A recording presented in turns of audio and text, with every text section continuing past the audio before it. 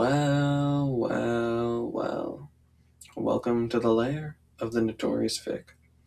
Today, we're going to be talking about some mistakes that I've made during playtesting. Now, if you're watching the video, I'm just going to be scrolling through the rules as I talk, because I don't really have a good-looking prototype to show you guys. But if you want to, feel free to, read through the rules. I'm just going to be slowly scrolling, so it's probably not up to your reading speed, but maybe take the speed up times 100 and it'll look good. But as for the topic of the video, essentially, my biggest mistake that I made is I made the game way too slow. This is to say that at a certain point, it kind of just was like a slog. I hit you, you hit me, we both get a tiny bit of healing, and then that goes on for far longer than it needs to. And that was just not fun in playtesting, and it led to several playtests where I actually just ended like a few turns in because nothing was happening, and the heat, the tension, however you want to call it, kind of just died. And at the core of this problem was a lot of overly defensive heroes that could prevent damage or make it harder to hit them or even just heal themselves straight up, which some heroes still have some of those abilities, but not nearly as much as they did at first. And additionally, with that, healers had more healing than was necessary. In this game, I like to have a feeling of adrenaline as you go throughout it, and instead of the classic hero shooter where you're surprised if you die, I want it to be a more dynamic hero shooter where there might be situations that you're surprised you got out alive, because on a board game where everything takes a lot more thought, it just feels better that way.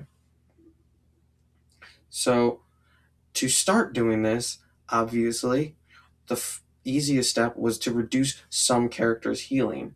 More specifically, I targeted characters' burst healing, because my logic is if you are at 2 out of 6 HP, you are scared.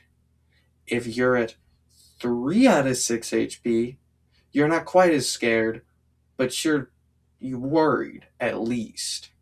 And so if you get healed 1 per turn, as an example, while you're taking damage equal to 1 per turn, you're constantly between that, oh no, and I think I'll be okay state of mind.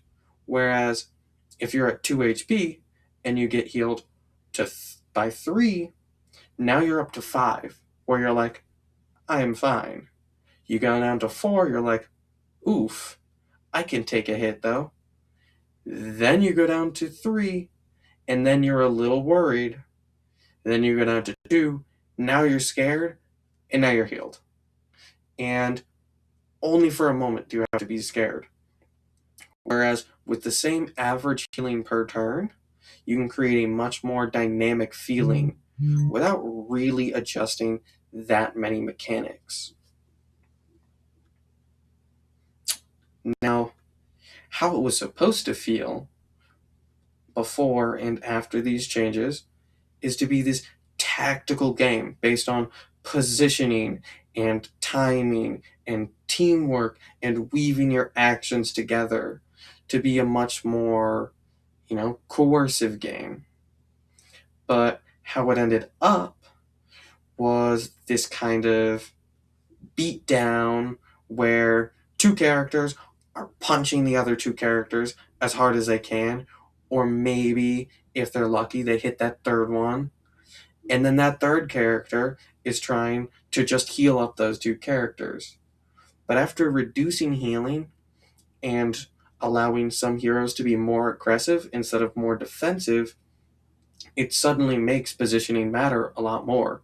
Because if you walk out into where they can hit you the hardest and you can't hit them hard back, that might just throw the game.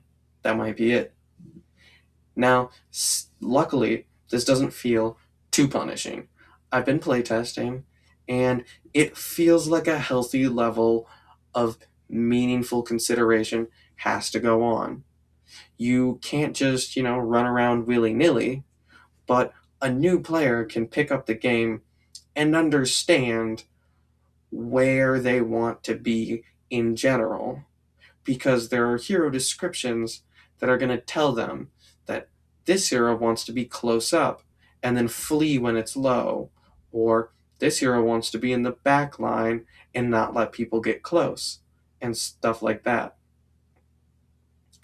So, after fixing the too much damage prevention and the too much of slowing down effects, like preventing damage was mentioned, but more so preventing damage through raising your defense and excessive healing, it's actually sped up the game and led to a more healthy feeling game.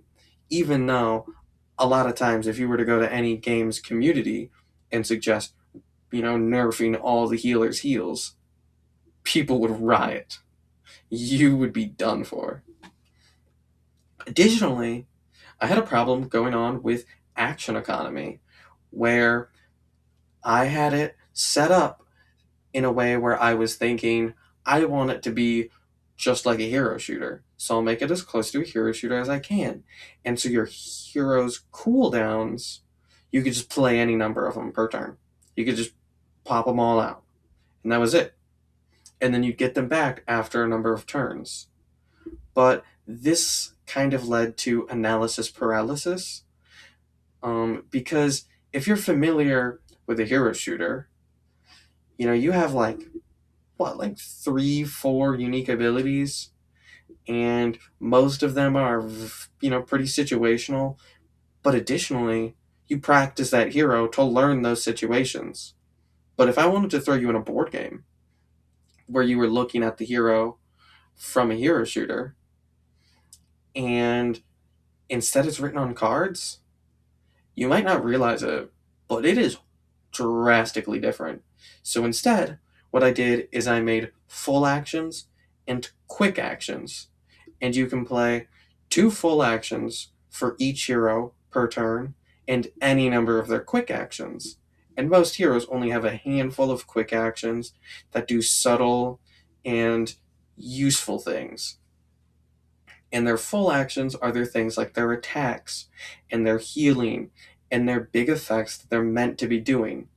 This completely removed analysis paralysis, or at least stunted it for most players. And that's another aspect that got the game really going. I actually got a playtest going with my family who doesn't play a lot of board games. And after a few turns, they picked up the board game pretty well, and they all had a good time. So to add this all together, I've got a few key takeaways that I think if you're an aspiring game designer, you could also apply to your games. And I don't think in this instance it's exclusive to board game design. I think it is inclusive of all games. And if you were to rephrase what I'm saying, I'm sure you could apply it to some psychological field as well. Essentially, having my action done is way cooler than not having it done. And doing something is normally cooler than stopping something. This combines to say that preventing damage feels terrible. Like, it was not a fun thing when you would go up against someone and they would say, well, I'm going to reduce that damage by 1. But in this system, you might have just dealt 1 damage. So now you deal 0. And that sucks. That's not fun at all.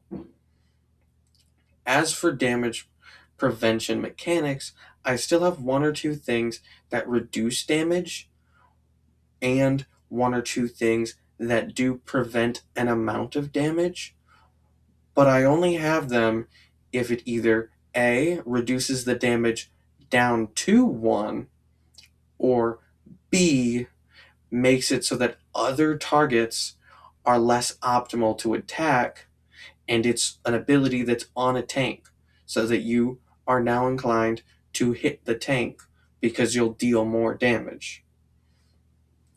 Additionally, I learned that just because your fantasy is really cool doesn't mean you have to do it exactly like the first way you had in mind.